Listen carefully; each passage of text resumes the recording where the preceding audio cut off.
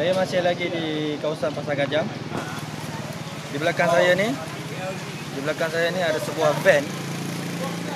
Mungkin milik kedai pembeku, pembekal makanan beku ni. Telah dihanyutkan oleh arus banjir. Cuba lihat keadaan van tersebut.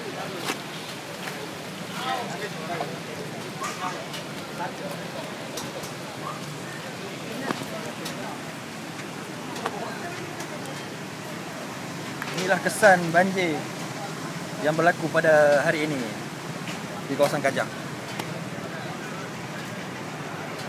Mana aja lah.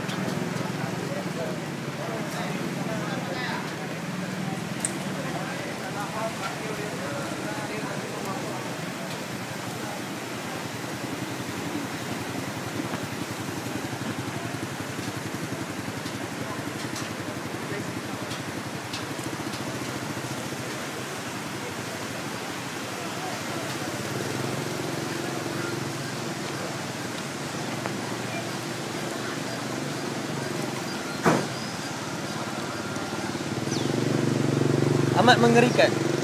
Apa yang berlakunya di kawasan Kajang ini boleh dipanggil satu tragedi yang tidak pernah dialami oleh orang-orang Kajang. Menurut orang Kajang, berlakunya seperti ini sudah masuk 2 kali, iaitu tahun lepas dengan tahun ini.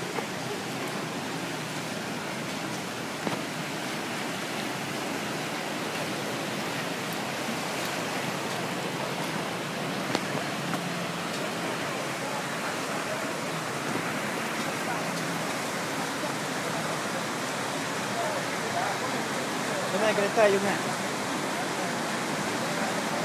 Kalau saya punya nangis dong, takkan diri.